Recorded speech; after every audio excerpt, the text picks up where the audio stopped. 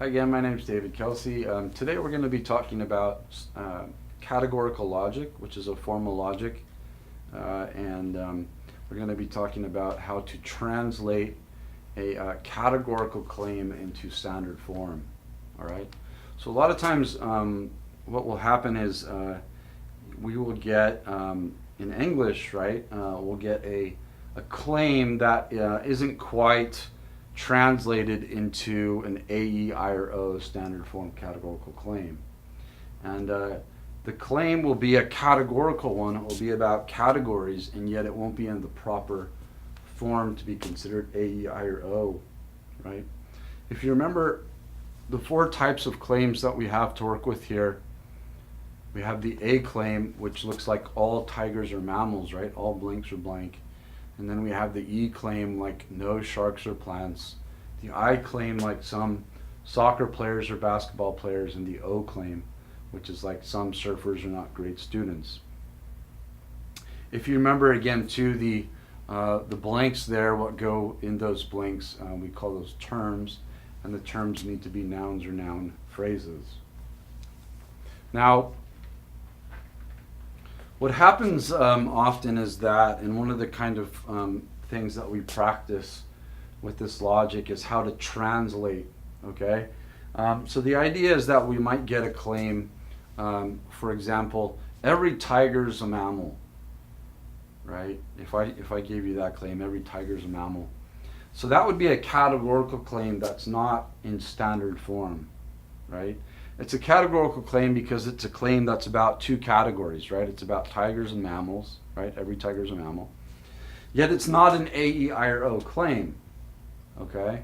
And so the idea is when you get a categorical claim that's not in standard form, you need to put it into standard form. Now, what we want to do is when we translate like that, we don't just put it into any form we'd like. We try to capture the true nature of the claim with the translation. We try to capture the meaning of it, okay? And so, for example, if I was translating every tiger's a mammal, I would look to translate that into the claim all tigers are mammals, right? And the reason is that that is the same meaning, has the same meaning as every tiger is a mammal. So what we try to do in translation is keep the meaning consistent, right? Okay, so the way that we're going to discuss translation is we're going to just discuss some sort of general rules about translation. And these general rules should prove a kind of guide for you, so that when you come across an example, say in your homework or the exam where you've got to translate, you can then kind of apply these rules to help you in your translation. Okay, so generally, one of the rules is that generally when you have a kind of synonym of the word all, right, then you have an A claim, okay? And so you look for that kind of word, something that looks like an all, and then you're looking to make it into the claim into an A claim, all right? Then the key is once you've just sort of discovered that, well, look, we're dealing with an A claim here, obviously, then you've got to sort your terms out. Okay, so you've got to place the terms right. You've got to discover, sort out which is the subject term, which is the predicate, and so on, and then make the claim accordingly. All right. So we'll just go ahead and start then. Imagine we have the claim: each person at the event is participating. Right. Now here you have an each, right? And each person at the event is participating. That sounds a lot like an all, right? And so this claim translates as all people at the event are participants, okay? Next, you have the claim, if you're a surfer, then you can swim, okay? Now, this is a kind of weird one because it doesn't really sound like an all, but you can see when you think about that, it's a kind of inclusive relationship, right? You have swimmers and surfers kind of being related in a relationship of inclusion, which is what we see with an all, right, with an A claim. And so this is going to translate as all surfers are people who can swim. Okay? Now the next claim that we're going to try to translate is anyone in the room is a critical thinking student. Again, you have a kind of anyone, right? It's a word that sounds a lot like an all, right? And so this claim is going to translate as all people in the room are critical thinking students. Okay. The last example we're going to look at, each and every tiger is a man-eating creature, right? So here again we see an each and every, it kind of looks like an all. So this is going to translate as all tigers are man-eating creatures, okay? So with E claims, usually when we have a kind of no or a negative of some type or a not that's occurring in a claim or a never, anything like that, it's going to be an E claim, okay? So we'll go ahead and look at our first example. It says, none of the people in the pizza place paid full price. Again, you have like this sort of negative idea here with the word none. And so we have an E claim. So this is going to translate as no people in the pizza place are people who paid full price, okay?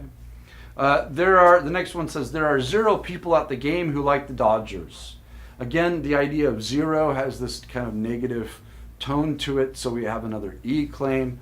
So this is going to translate as no people at the game are people who like the Dodgers. Okay.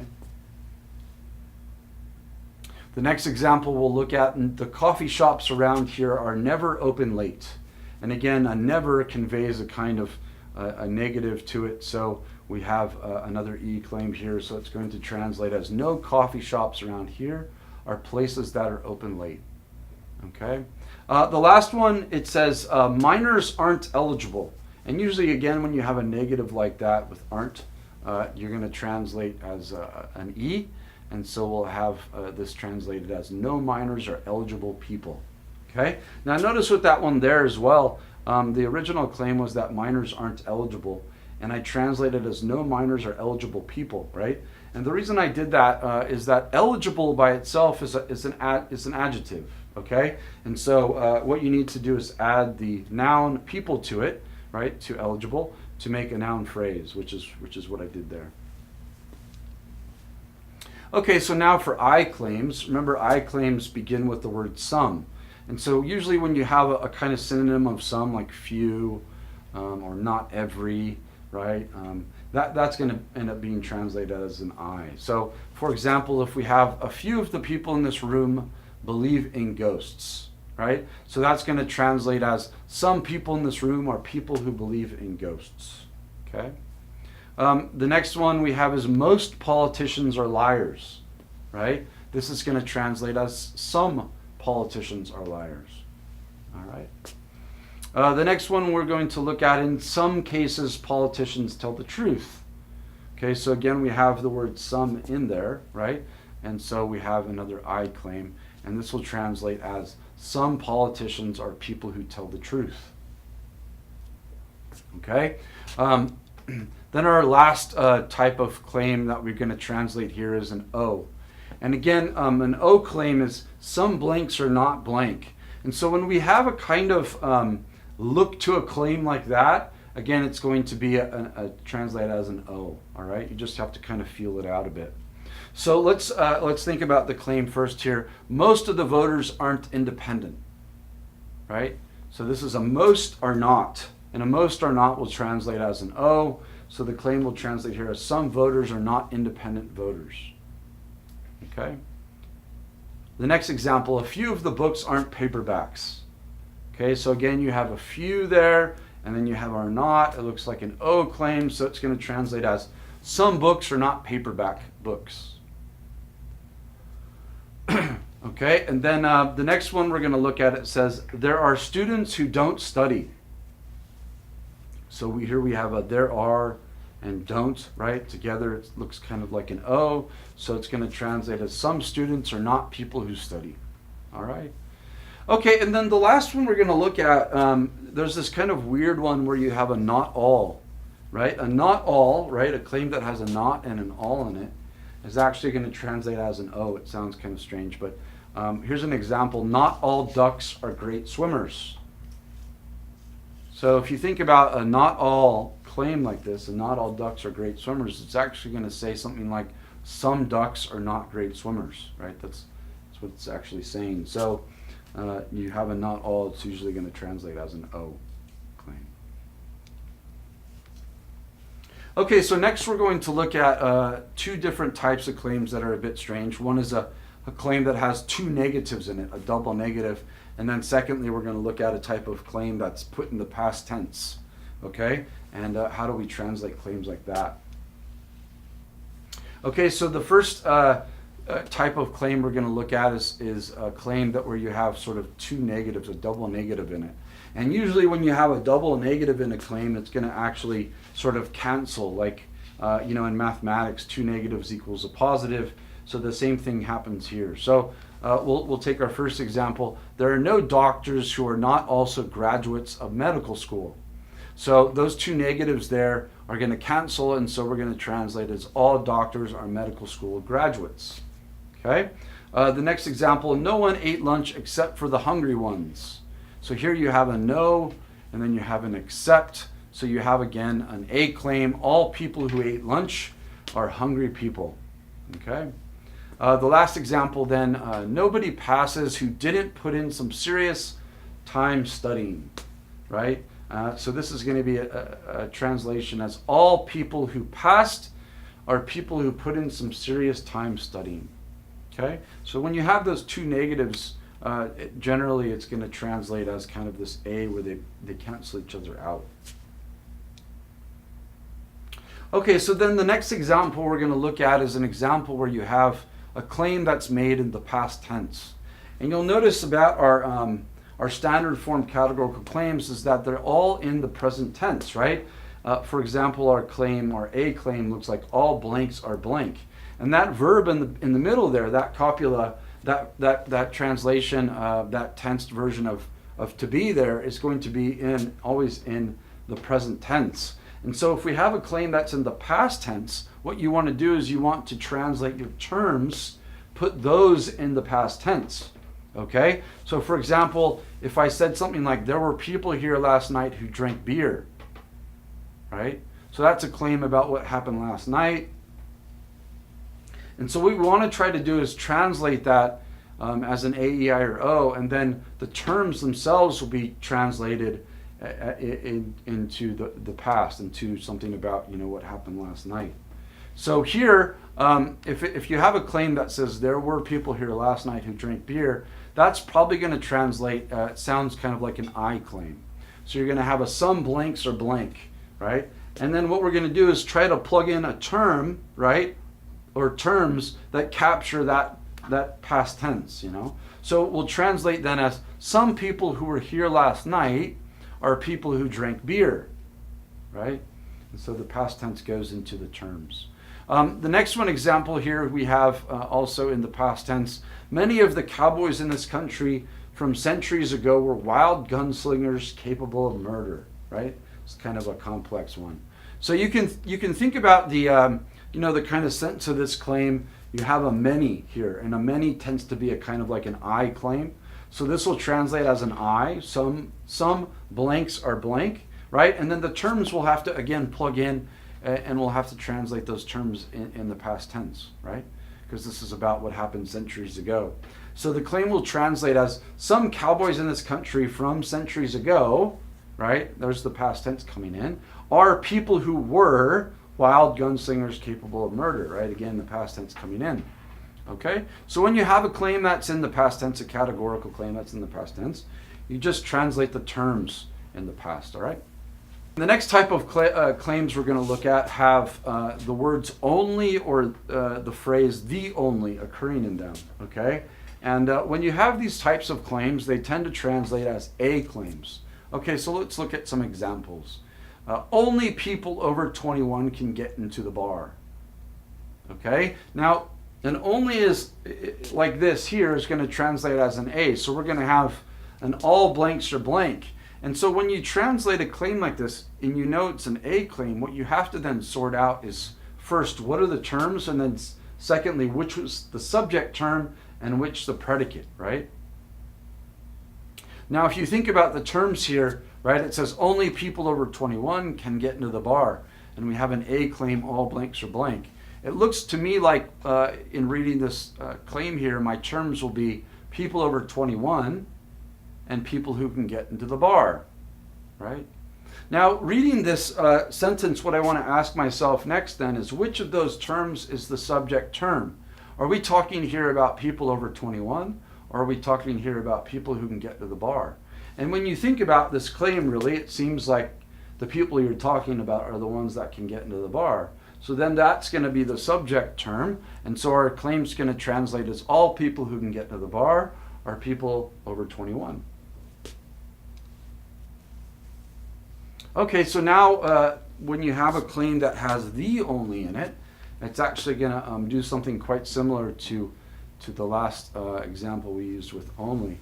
So consider the claim, the only people to get a seat are people who arrived early. Right? Again, what we're dealing with here, if you think about it, is an A claim, and all blanks are blank, right? It's an A claim. And you can see that you have your A claim, your A form, and then the terms here likely are people to get a seat and people who arrived early, right? And so, of course, the next question then you have to ask is, what's the subject of your claim here? Are you talking about the people who got a seat or the people who arrived early? And if you think about it, it looks a little bit like what you're talking is about those people that got a seat.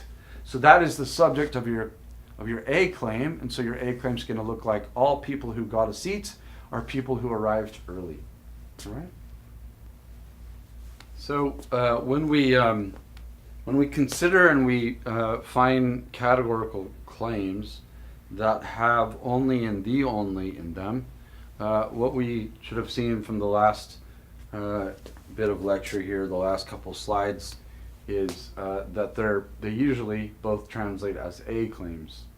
And the interesting thing about them is that they look very, very similar, actually, the way they translate. You'll notice that when we talked, our example of claims that include only was only people over 21 can get into the bar. And what you saw was that claim translated as all people who can get into the bar are people over 21. So the general rule then with claims that include the word only in them is that whatever term immediately follows only becomes the predicate of an A claim. Okay? So as we see with our example, only people over 21 can get into the bar. So the people over 21 term there is gonna be end up being translated as the predicate of our A claim, which it was, and it was translated as all people who can get into the bar are people over 21. Okay?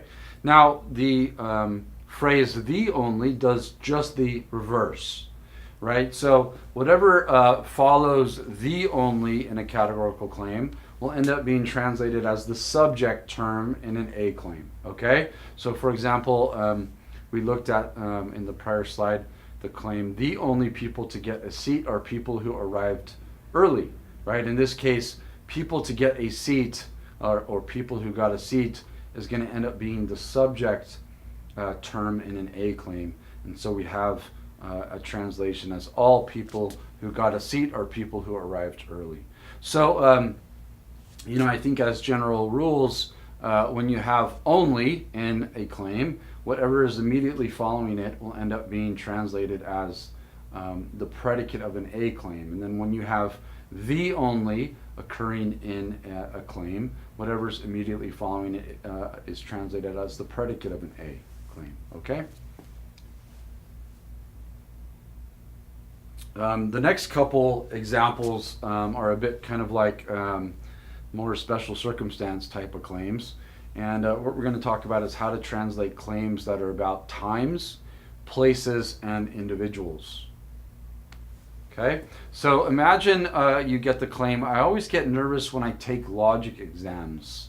Now, the thing that kind of gives this one away as being about certain moments or times is the word when, right? So what this claim is essentially telling us is that certain moments when I get nervous and certain moments when I take logic exams are related somehow. You can also see in this claim the word always. And so this claim is going to translate as an A claim. And the terms here are going to be something like times I get nervous and times I take logic exams. Now when you think about that, right, it's an A claim and you have these terms as times I get nervous and times I take logic exams, what you want to think about is which of those would be the subject of the claim. And I think clearly the subject here is those times that you take the logic exams, and how all of those guys are times you also get nervous. So this is going to translate then as all times I take logic exams are times I get nervous. Okay? Now consider the claim, he makes trouble wherever he goes. Again, you have this kind of word here, this indicator of wherever, which seems to tell us that what we're dealing with here are places, right? It's the places that he makes trouble and the places that he goes, right? Again, this sort of looks like an A claim, right? Because wherever is kind of like, it sounds a bit like all, you know, all of the places we're talking about or something like that, right? So if the claim here is an A claim and our terms are places he makes trouble and places he goes, we have to then ask ourselves, what is the sort of subject of our claim here?